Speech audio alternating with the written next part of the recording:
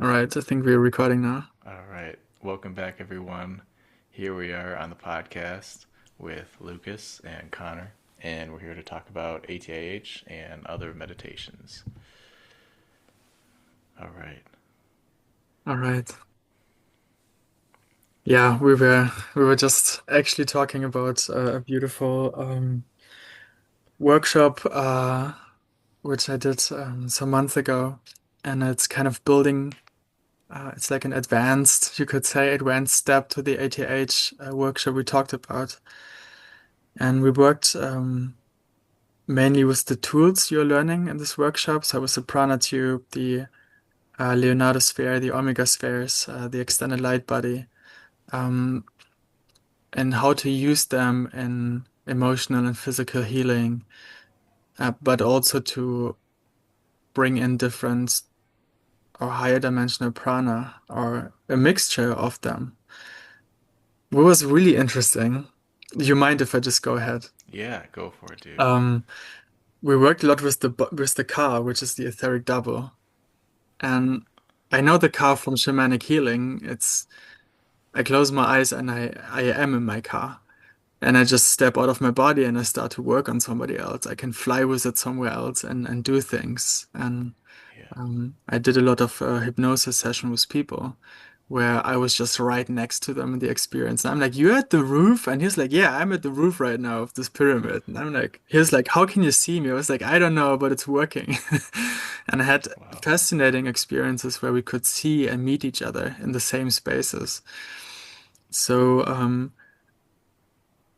so when you do the unity breath, which we talked about, you let it flow through you from above and below, um, and and it makes this little reservoir of energy here, which is always accessible Yeah. around your heart, and you can pull this prana on the inhale, for example, and you pull it and charge your car with it. So you pull it into your car all the time, like,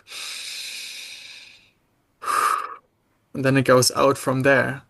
Mm-hmm. Um, what was interesting is when you charge it like this for an expanded period, like during the day, whenever you remember, oh yeah, conscious breathing, oh yeah, ka, and you just breathe in it, it really shifts a little bit your perception, um, even to the extent that you can even see better around people, and you have a different connection to it.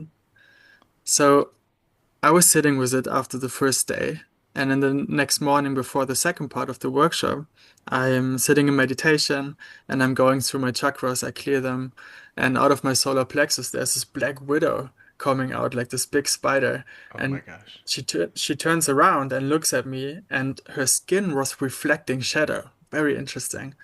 So she kind of crawled up my back and she put her fangs into my crown, and then my body dissolved and all was left was the energy body, the car. And she told me, "You're misidentified." And I'm like, what do you mean?" And she said, "Well, this is your true nature, you know? Like your energy body is your focal point now." Wow. And I'm like, "Whoa." So we're starting the workshop and he's like, "So what happened? Anybody some nice experiences?" And I shared with him. And he was like, wow. And he was going on. He was like, wow, that's really interesting. And it's actually, um, it's one of the most powerful things to be able to use your energy body to do things.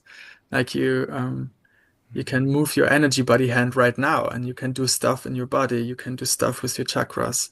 Um, yeah, that was really interesting.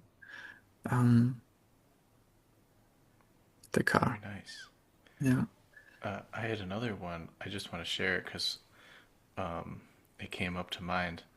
Uh, I was, I do the Merkaba meditation before I go to bed, and then I think one of the last few days I was just sitting there in the morning breathing prana to the heart center, and then I would send it to various places. And at one point, I was sending it to my arms, and I could actually feel I could send it into the bones of my arms, and I could feel my actual bones of the arms. I think Montauk Chia has a book Hmm. about like bone marrow and chi and stuff like that. I could feel like a vibration in the bones. Um, so yeah, there's a lot of possibilities. Yeah, it's true. Well, Mantak yeah. He also wrote these books, I think, The Multi-Orgasmic Couple. I did read this with my partner. Nice. He's like a Qigong master, right? Or like a Qi master. Yeah, Montauk Chia is. Yeah. Yeah, I find over and over this similar principles. Like he uses also the cosmic energies and he brings them down and he projects them into the people. And it's kind of the similar if you like pull the prana right, you know. Um, Yeah, with his books are like very precise too. Um, almost too precise for me. What was what was the one book I listened to? Um, he was saying like for men spin this 30 times to the left and for women spin this 30 times to the right. And I'm like, "Oh, I don't know if I need to do that exactly." Um, awaken healing through the Tao, Mhm. awakening healing energy through the Tao. Yeah, I recommend like his books are probably better to have in like a physical copy or like a PDF opposed to like listening because the instructions are like there's like a lot of steps, I guess. Yeah. Mhm. Anyways, continue. Sorry. No, it's really cool. I like that this information channel's coming in because it's Yeah. kind of all interrelated in a way. Yeah. Like you also told me about the book you read about this China psychic China super children, right? psychics. And it's again connected to energy flow. Like you can pull pull and push prana. I mean, you said you pushed it into your bones and all of this. Um, and tried. I, I said before I tried to pull it sometimes and see what's different when I pull it on the in breath instead of pushing it. Um, and pulling, I feel, is more like a charging thing, while pushing is like more for clearing or to like really remove blockages in a way. Yeah, Um, I agree. and even pulling it into the microcosmic orbit. Um, yeah, it's just fascinating. I mean, um, even you know, because the fifth chakra, the lower heart chakra, just it does have a different quality than the navel chakra, for example, where there's more the lower dantian. It's a lot used in martial arts or like in Yeah. qigong, where you actually store this life force or this specific type of prana. And it would be interesting how if you move where the both poles meet from here just a little bit more down, and from there you pull the prana into certain places of your body. And it probably does have a different healing quality to it too. It does. Um, Mm. so so I've been doing this Merkaba meditation, and one of the steps is to move the lower one up here on the Hmm. 14th breath, and that's like a big thing, because I remember doing the Merkaba meditation in a dream several times actually, and when I do the 14th breath, I become like 20 feet tall or something, like Mm. instantly. Whoa. Like I breathe it in and it's like, or actually it's on the exhale. I pull it up and on the exhale you're supposed to send it to the Leonardo sphere. Mm. And that's when my body gets huge. And he says that's the fourth dimensional awareness of like Hmm. just fourth dimensional awareness. Yeah. But then the Maktak Chia, I've experimented with pulling in the prana in the heart center and then just sending it to the navel chakra. So it's still like meeting in here, but it's going down, and my intuition is saying that you can store a lot more in the dantian, the lower dantian Hmm. area. Yeah. Like I would do several breaths, and it would be like you're only like 20% full. Like you could spend a lot more energy if you wanted to. Um, yeah, something else. Yeah, and he was kind of proposing this also in the workshop. Um, he said if you like change the place of this golden sphere and you bring it down, then you can actually charge up this area and you can kind of like a thermostat, you can say, okay, like 80%, 90%, or Oh, like nice. from 1 to 10, however you want to do it with your imagery or your intent. And you can build up like the prana according to what feels right now, or just to play around with it. Yeah. Um, and he had this one example when he's doing fasting once a year. He puts it most of the day down into his navel to have the most physical, more like the um, yeah. I mean, the lower and the Yeah. middle and the upper dantian, they all hold a different quality of prana. They're like the three main centers. Hmm. In some traditions, these are all there are, like in the Inca tradition or in the Qigong. Um, yeah, Yeah. Have you experimented with the upper one, like the mind energy center? yeah, yeah. I put it up for more like psychic meditation or traveling. Yeah. Um, yeah, I I often I play a little bit around with it, but when I do something important, I go more the female way. I just say Okay. to it, okay, just do what you need to do in order to, you know. So there are aspects where I play around with energy healing in myself or um, just what's possible. And then there are aspects when I meditate, or so I usually let it go. Um, Nice. but I might, Yeah. yeah. Cool. But I'm interested if you're gonna play around with it, what you're gonna Yeah. find out, especially with the Muse headband and getting some neurofeedback. Yeah. I was doing some. I've been really trying to like do that more because I made this. If this is on my YouTube channel, I made like these apps for the Muse headband to just do exactly what I want. Because the Muse app, it doesn't tell you a lot of information. I think it works, but I don't really know like what exactly it's doing. So last night and just yesterday, I did like at least an hour of alpha neurofeedback just with the rear occipitals because that's where it's generated. Mm. And yeah, I it's like exponential. Like the longer you go, the vast improvement and the effects you'll see. If you do it for like 5 minutes, you're not going to get much. But if you do it for like 2 hours, it's going to have a huge effect. And all it does is just play this like flute sound. If like it pitches up the flute if it's higher, and it pitches down the flute if it's lower on a pentatonic scale. So it's kind of pretty. And yeah, some parts I literally just don't remember what happened. Like I was just so deep. Yeah, but I'll have to stick with it. I want to see what happens. I think I saw this program you wrote on your YouTube channel. Yeah, I You did a made a few of them. video how that you explained how it works.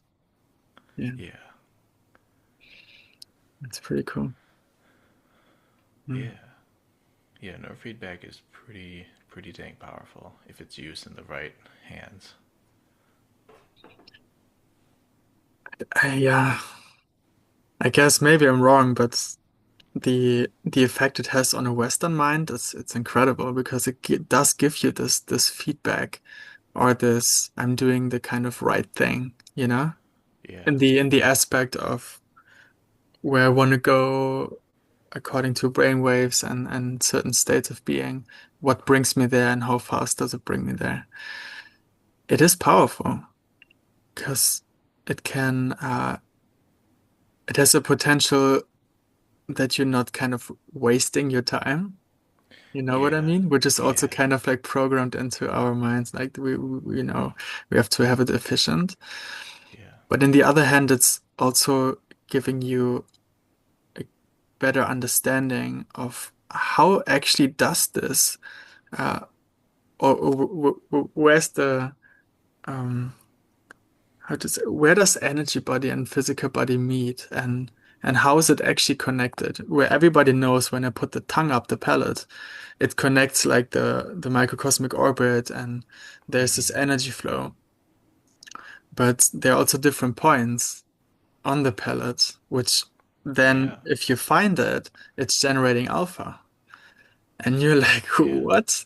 Or you're sitting in a certain posture, and even posture itself,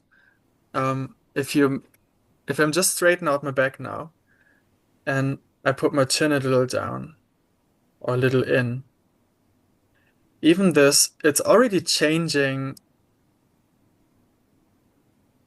my mind state, the state of my mind. I'm way yes. more clear. It flows better.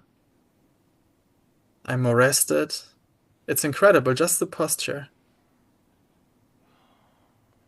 That's what I found with the neurofeedback. Yeah. Uh, this happened yesterday, but it's also happened many times. Is after after 10 or 15 minutes of it, you kind of just like get really deep, but you also kind of slunch over. Hmm. And if you continue, you'll like tip over or something. But when you straighten up and you breathe in and breathe out, you can just hear the alpha just go like really high up.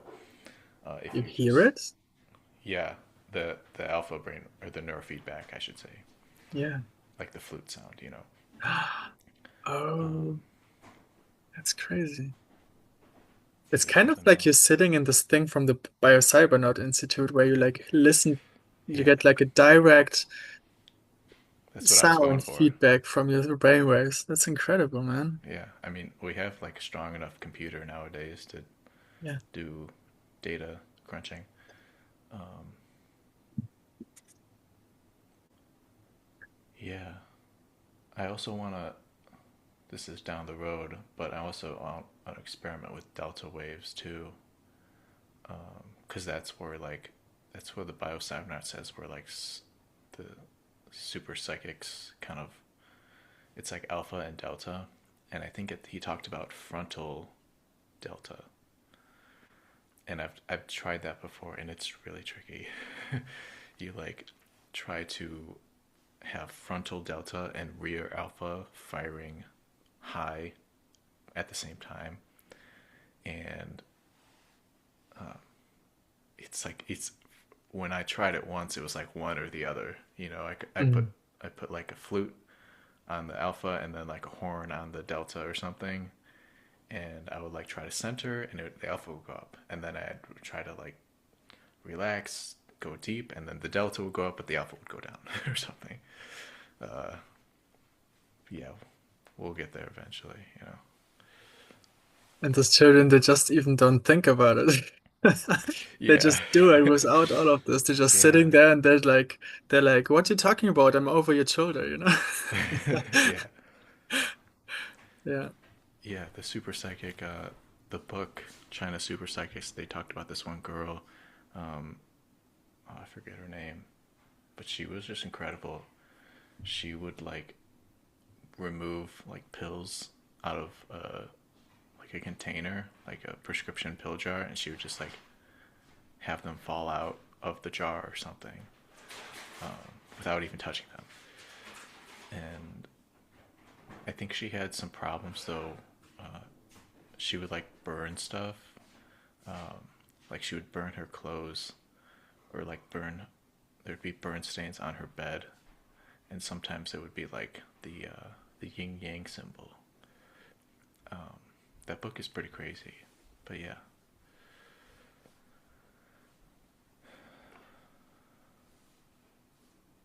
yeah,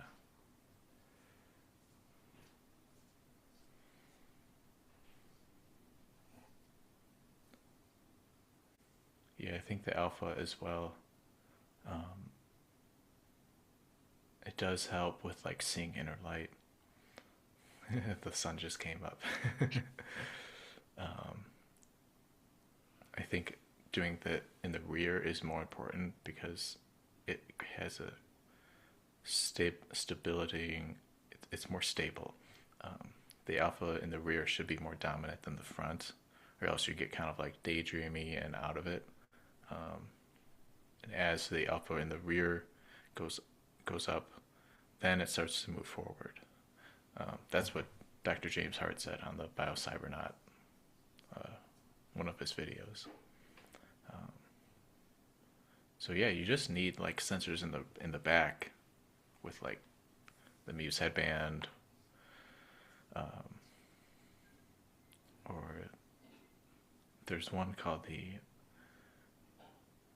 Institute of the Awakened Mind. They also have a neurofeedback sensor you can get. It's like $1,000. Um, there's a lot more you can do with the software, but It's a I don't thousand know. bucks. Yeah, it's $1,000. It's better than the Biocybernaut though. That's like $7,000 just for 1 week. Minimum. Yeah. But not with Yeah. him personally, with a different teacher. Yeah, I looked it up some years ago when I guess when my grandma passed away. I and I was like, wow, should I go to Biocybernaut Institute and just put it all in 1 week? Uh, Alpha brainwave training. And I didn't. I traveled the world, but Okay. it's still kind of on my bucket list a little bit. I met Yeah. two people who went there, and they both said it was magnificent. Like one, he got divorced afterwards because he said like she didn't understand me at all anymore. Because it just I was already out of there, but then I just realized things about life in a different way, and you know, his relationship didn't last, but he said it was one of the best decisions to go there. Um, the other one, he was a little bit neutral about it. He wasn't super enthusiastic, but he said like, "Yeah, it was nice, I did it." Um, Okay. but he wasn't so much enthusiastic about sharing. I don't know, maybe he had a different experience, you know. Huh. Um, I do think it's an amazing thing. What I was curious about when you said you're dozing off, like I think everybody knows this from meditation, right? You you make all the right conditions, you reduce your noise, Yeah. you make sure nobody calls you, you know, you already make all of these distractions go away.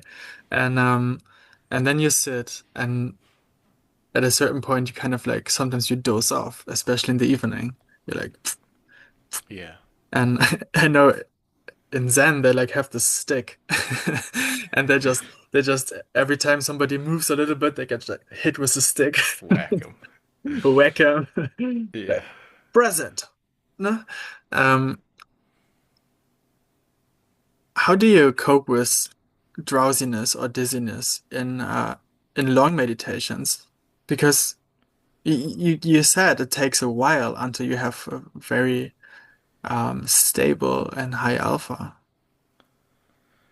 Yeah, I think,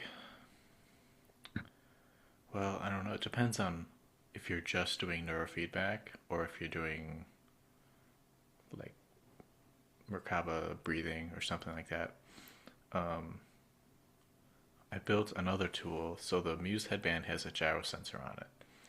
And I built this little tiny tool, and it basically, when you nod your head forward, it like beeps.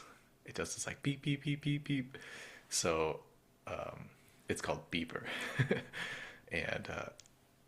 and so that's a little thing. I gotta find it again to use it, but it really helped with like having a straight posture. Another thing though I found is like the alpha brainwaves and the relationship to like dozing off.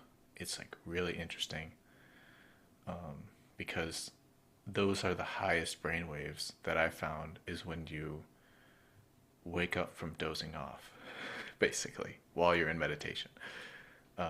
Mhm. Like if I hear the beeping, like this happened a few times. I heard the beeping and I'm like, okay, time to bring myself back up. And then the alpha brain would just go whew, like way up, and um, then I would start to doze down, and then hear the beeping. I'm like, okay, back up, and then the alpha brain would just go way up higher. Um, but I would be in such like a relaxed state, probably because the body was so relaxed. The alpha brain waves could be so high. Right. So yeah, Sounds like a threshold a little bit to me. There's like this threshold and the importance of being able to catch yourself. I mean, you have a beautiful yeah, tool, the sound. I found myself being more and more able over the years to catch myself the moment something happens. Like I'm dozing off and then I'm like, oh, look, I'm dozing off. And then, yeah, I automatically, like in micro movements, do the posture straight because in this posture, however, I'm I'm not really dozing off anymore. Could be still tired, but the awareness of the state of being drowsiness is kind of dissolving it. Like maybe within a minute or so. hmm, Ah, which sounds amazing. I really love what you say. The alpha brainwaves even pike. So it's kind of like this, you get a bonbon for your efforts of not dozing off. yeah. Also, there's this other neurofeedback app that works with the headband, the Muse headband. It's called Flame in Mind, and it's by Dan Winter, and it's good. It's not like super thorough. Like it gives you like a beep if there's an alpha brainwave peak, and the beep isn't very pleasing, but it definitely works. But it shows you the whole spectrum. It shows you delta through like 200 gamma plus, so you can get like a very detailed analysis of everything that's going on. Mhm. And I found that I was watching a recording of my brainwave sessions, and I found that I would go to theta, like a big theta band, and then it would move up to alpha, and then back down to theta, and like if this is the symmetrical brainwaves, it would move from theta to alpha. And I think that's what's happening is because when you get drowsy and you start to slouch or nod off, it's theta, but there's lots of theta. And when you wake up, that energy just increases in frequency up to alpha, which gives the flute, gives the Mhm. yeah, yeah, I don't know, but it's interesting. I think it probably moves up, maybe even from delta to theta to alpha as you get deeper into meditation. Well, it reminds me also on when I do this quantum healing hypnosis with people, they I continuously talk to them um, Yeah. because they doze away into theta, and I always bring them a little bit more into alpha so they can kind of like I can be there as a monitor for their experience. Um, but I found that sometimes I not even ask a question, but command like an answer, like tell me what's happening, tell me what you see, tell me what you experience, um, as like a means to talk more to the right brain, but also they sometimes take 3 minutes to actually formulate an answer to my question, and I learned just to wait. And Wow. then later, everybody is surprised that 2.5 hours have passed, and they're like, "Wow, I thought we were just half an hour." uh, Wow. gone. And it's fascinating how they also kind of they go out of this linear time experience um, during theta, Yeah. you know, which is immense. And I was just wondering, this drowsiness, is this like a resistance, like a because apparently if you're moving out of this experience of linear time and space, you have a different access to different level of consciousness, I would suggest. Because most people who do this sessions, they they want to answer or problem solving, which is very Western, Yeah. but because they go to a different level, and from there they have different perspectives on the same topic. They're kind of actually working with themselves, you know. Uh, Yeah. but it's always fascinating how easily the access is for people who have been weeks or even months in this kind of looping, not really having a solution. And one time they're guided in this deeper brainwave states, all of a sudden it's like this solutions just rise out of nothingness. Yeah. And I'm just curious if actually also this work you do with, I mean, every time I talk to you, I want to get a headband and your program because Yeah. it sounds brilliant. But have you have experiences yourself where you go with a certain question into the sessions to have them kind of like self-liberate in a way? Oh Um, man, that is a really good question. I don't. Let me think.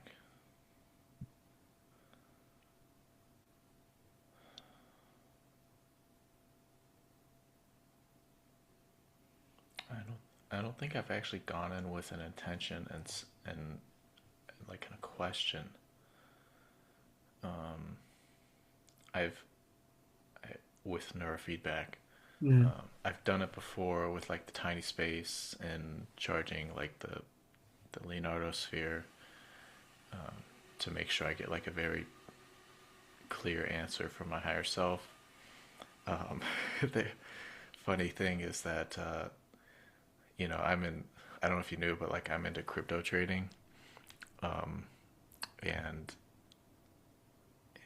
what was it like September or something, and I was like, what's gonna happen? And I just saw like I saw a vision of the graph just going straight down, like the price just going straight down, and I was like, nah, that's probably gonna be fine. But come October 10th, we saw the world's biggest crypto crash. It was like huge. Um, and so I guess that's kind of an answer. Um, it's probably the theta realms that you get answers from that stuff, like you said, with the hypnosis. And I want to get into that actually. I took the course, the BQH, Beyond Quantum Healing, yeah, that's what I'm and doing. Yeah. yeah, um, I have everything in a binder, but I want to get back into that. It's a brilliant modality though, because it's like an open framework and for me, it was, I could weave in everything I've did before, kind of, and Yeah, according to what the person needs. And um, it's amazing. Yeah. yeah, it Brought is. me lots. It's still one of the favorite things to do because I mean, this traveling, this journeying through Yeah, that's consciousness or fun. states of being, it's fun. It's so Yeah. fun. Oh my And gosh. to watch other people having a blast, you just go for 2.5 hours on a journey with somebody. It's amazing. Yeah, Like you go on a roller coaster and you don't know where you go first. You're like, oh, let's go man. to the left. Let's jump through this portal and let's see where you're ending up. Wow. And yeah. Have any of your like clients or you have gotten like important information that was like essential for their day to day or anything like that? Oh yeah. I think every single session. Mostly I tell people to prepare some questions. Sometimes we just throw them out of the window because we never get to the point. I had one guy we got so deeply. There was no journey. It was just like 2 hours of deeper presence and presence, like deeper, deeper awareness. Wow. And at a certain point, he's like, I don't have any questions anymore. And we kind of, hypnosis is nice because in this state of being, you can connect it. Like I gave a certain frame of number. I said, every time you want to go back to the state of being, 555. And I said it over and over again, 555, 555. And now he kind of had access in like a minimum of the effort to go into the state because he was there and he connected it somehow to these numbers. That's awesome. It's awesome, yeah. I mean, um, I don't know if you ever heard about remote viewing. Um, Yeah, I and have the book, but I haven't read it all. Yeah. there's a form of it called extended remote viewing, which I figured out is kind of similar again. You know, they go into a very relaxed state, which brings them again into a certain brainwave state. And from there, they get a number code. And with this number code, it's like you have like a plug and you like, whoop, and you plug in there and then you Oh my receive gosh. information. And Wow. it's kind of the similar thing. So I started playing around with it. I did some sessions for free some years ago and I had them lay down and I inducted them. I think you call it Yeah. induction. Induction. And at a It certain looks point, like you just know, I think we have oh, less than a yeah. minute. Um, do you wanna continue this? I Yes. can send you a link. Okay. Yeah. Okay. Cool. Okay.